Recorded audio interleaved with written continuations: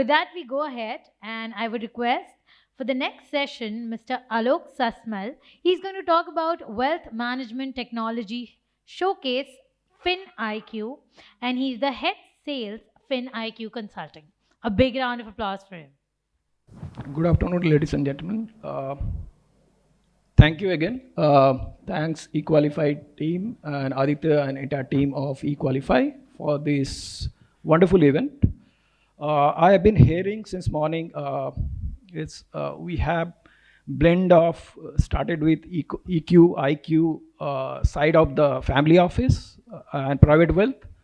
And in the afternoon, my friend Senthil has touched upon the technology side of private wealth. And thanks to Deepa, she's touched upon how the global investment opportunities could be a part of family office and private wealth. FinIQ is also a global technology firm. We rather call it financial engineering firm, where we help almost top 50 banks globally for two aspects. One, creating private wealth distribution architecture for large global bank across Asia and Europe. And recently we have started US market also. Apart from that, we have created a marketplace for a structured product. I remember one gentleman asked about the scope of structured product in India, but globally this is very, very, very large.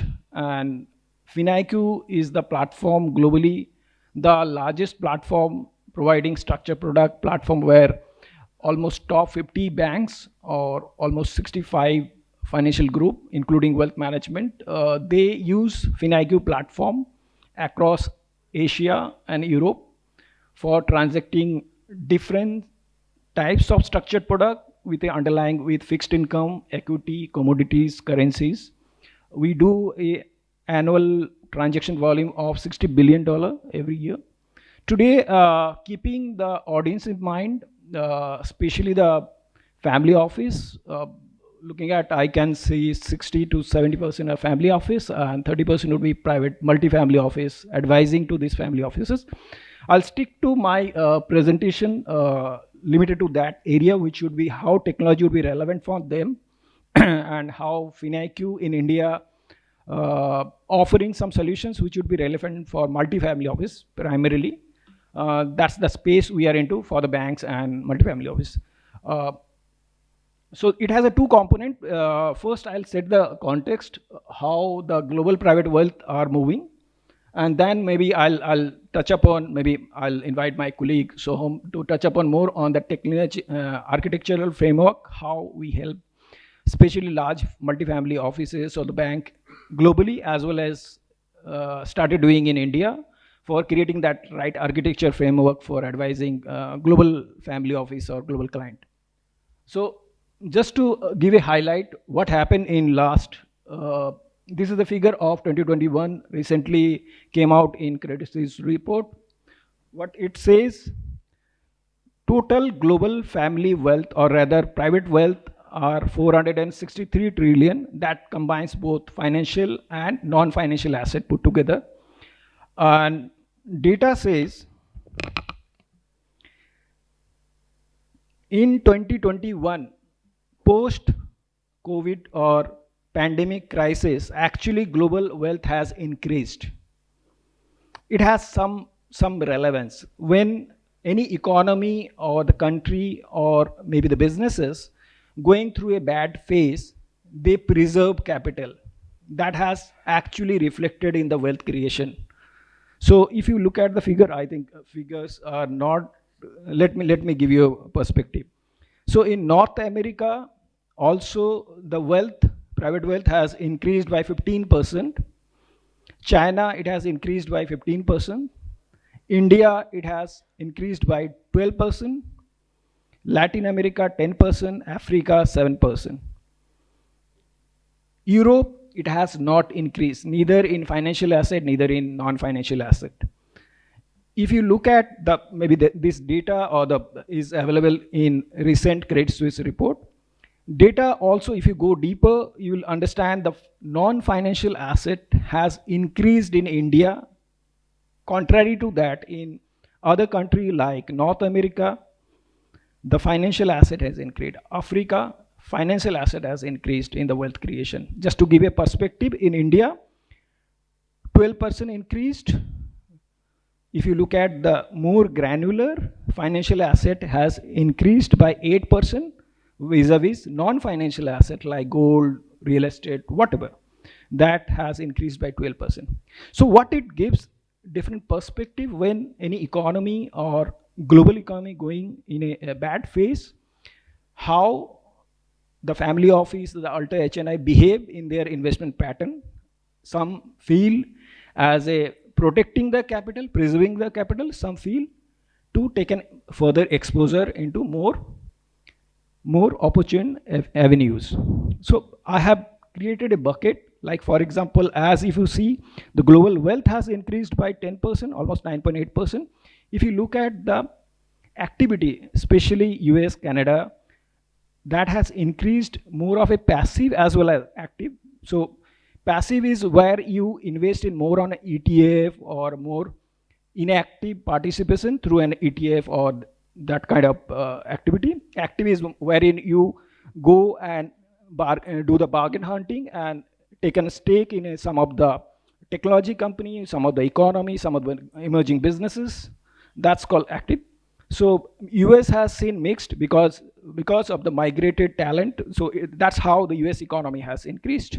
If you look at India and China, we have observed, and Africa also, we have observed active investment. So all these large family offices or ultra HNI has increased their exposure through active investment, investing into business, startup, and acquisitions into emerging businesses.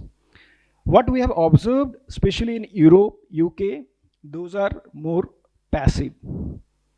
So it says that a lot of businesses, family offices, they resisted to expanding their businesses. Rather, they have preserved their capital to more conservative investment options. So as we speak today, these are the countries all of us are aware of going through a recession. So next, maybe a couple of quarters or maybe a years, these countries would be going through a tough phase. This Canada, UK, EU, China, all together. So this could be looked at as an opportunity or could be a consolidation. So as a large family office, if you have some actively or passive participation into those economies, you can take a call which businesses you are into, and that would be relevant for you as in one of the information or one of the insights. I'll come to the technology part, how as a technology we teach that dot globally. This is the perspective again. So now just to quickly touch upon on the how this pyramid are interpreted. There are 4 layers, as all of us are aware of. So today probably the current audience, today's audience would be more concerned or would be addressing to the top 2 layer, ultra HNI and family offices, and to some extent HNI. So in terms of the number today, as we see, this is the latest report by IFL and Harun report came out a couple of months back.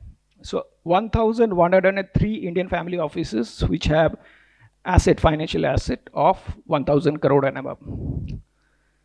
Out of that, hundreds are startup. Yes. So, and 221 are the billionaires. That gives a 10% of your ultra HNI or family offices are the new generations. So that is another perspective to look at how, if you are multi-family office advisors, how your strategy should be for India, because the larger component of your target client are millennial or maybe the Gen X who have aspiration to invest globally actively by acquisition or maybe participating into different market, and your strategy should be around that. Even if as a private wealth you would like to cater to the next HNI also, still the number is almost 8 lakh millennium, and the data says or the it is going to double, almost 16 lakh HNIs in India by 2026. So if we take these two bucket, this ultra HNI large family office and the HNI, this itself going to be a big universe and active universe. So when I call it an active universe, I think nowadays this terminology has become very popular, the India's Amrit Kal. What this Amrit Kal is all about, it talks about the demographic dividend India is enjoying today. The working population, which started just 4 5 years uh, back, 2015, it will last till 2055. Next 37 years, India will witness active investors participating into global market through actively by acquisition or through fund exposure, and that has been reflected in Indian investor investing globally through LRS, and also regulator exchange bringing in global market to Indian investors. That is a maybe witness or early signals that how India is going to emerge. As I mentioned, it's only been 4 years. We have almost 32 next 32 years to encash this opportunity. So your strategy as a multifamily office or as a family office has to be aligned with that. So couple of area like let me not take much of time. I'll like to spend some more time. Maybe I'll invite Soham to touch upon how FinIQ as a technology company helping global large family offices, especially the private banks. You name all the top banks, we help them to create that architecture. So as I said, we are more of a technology architect for global banks, and that's the now Soham will touch upon the how the framework works for the large family offices, multi-family offices. Over to you, Soham. Great. Thanks for that, Alok. So yeah, I won't spend too much time on the company, but to put it very simply, Deepa mentioned top three banks, OCBC, UOB were two of them. Those are two of our biggest clients in the international market for FinIQ. So FinIQ is headquartered in Singapore with offices across 13 localities, India being one of them. So this is what we do in the wealth manager ecosystem, right? All the green boxes that you see on your screen, that's the role that FinIQ plays. So from creating your whitelisted product catalog as a product team to actually getting your RMs, operation teams, and customers onto one platform in a very coherent and cohesive manner is FinIQ's core strength, right? We integrate with market data providers, fund houses, RTAs, and all the other required intermediaries in the market to stitch this all together so that your RMs, your operation teams, your customers are all on one system, all have a very cohesive view or a 360-degree view of their entire portfolio, starting from product availability to actual holdings, dashboards, reports, and analytics. So this is what we provide. We give you a client mobile and web app. We give you a RM web app, and we give you a back office solution. So your operations, product, and RM and your clients all are on the FinIQ system. And we integrate on the transaction side as well as the reporting side with any of your existing systems that you have. Why FinIQ? So I'll spend a little more time on this. That's going to be the crux of my presentation. Our low-code, no-code UCP framework. Right, this is something that we've developed over the last 8 years, and this is what separates us from other technology companies. We have a very strong API middleware with a lot of existing integrations that are relevant in the Indian market, and our systems are very, very configurable. So when you ask us for customizations, we have a really low turnaround time. In India, our notable clients are Kotak Investment Advisors and Eureka Securities. So this is our UCP framework, right? Financial markets are very, very unique. You have new products coming in every day. You have products like fractional real estate. A lot of talk about alternative assets in this forum today and how to manage these and how these are growing. Like Ravi mentioned, almost 20% of portfolios are now alternate assets. So how do you get all this within your existing ecosystem and within your technology framework? So we allow for configurable products. Any product, say an MLD, or a fractional real estate asset can be created on the FinIQ platform very, very easily through configuration without any coding. Then we have configurable workflows. So the way you execute or manage a fractional real estate asset will be very different from, say, the way you manage a perpetual bond. How do you bring all these workflows on the same asset or on the same platform so that your teams don't have to jump from one platform to the other? Again, FinIQ solves for that. And the third is you have configurable life cycles, configurable documentation and reporting. So every jurisdiction will have their own reporting requirements. How do you get all that reporting through one platform so that your operations team is again not struggling to generate reports, and your RMs are able to generate multi-asset reports through the click of a button? So FinIQ solves for that as well. All this is without any coding, completely through configuration. It's as simple as using a drag and drop tool that you have in the markets available. So just a few glimpses. This is what our RM dashboard will look like. RMs often have a problem where they're not able to track how well they're doing with regards to their KRAs. Their information is spread across multiple systems and they have no clue offhand of what their AUA is, what their commission income has been, what their clients look like, who are their top clients, what are their top selling assets. On one dashboard, we give you all that information at the click of a button so that at the beginning of your day, you can assess where you are and where you want to be. In terms of portfolio views, in India, you always have a problem with aggregated data, right? You don't get all the data together. We get all the data across various asset classes together, and we also give you a family level portfolio view. So the RM gets a Hawkeye view of the entire family's portfolio, how their portfolio is doing, what is the asset mix like for different members of that family, and can drill down to as detailed as what are the mutual funds that a particular member of that family is holding, what is the debt equity breakup, what are the individual AMCs that they're holding, as well as what is the performance been for this particular client. At the end, your clients want reports, right?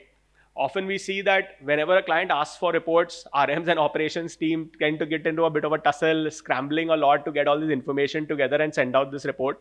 With FinIQ, it all happens at the click of a button.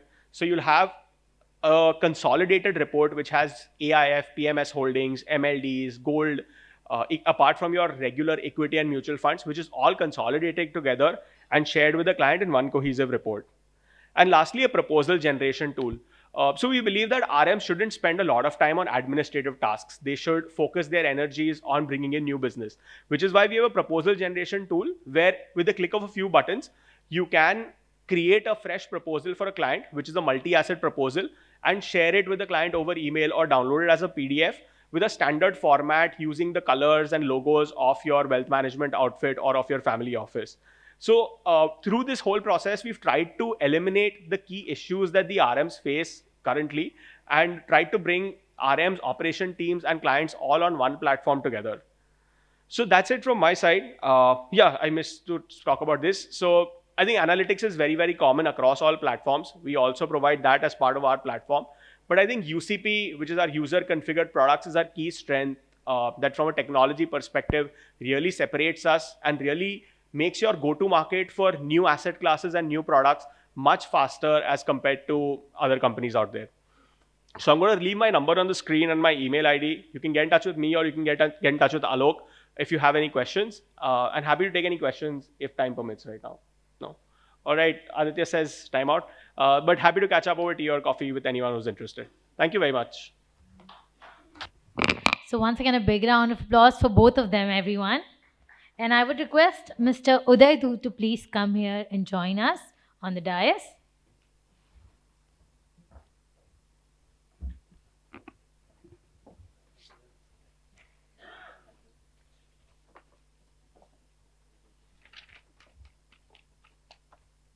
Once again, a big round of applause for both the speakers.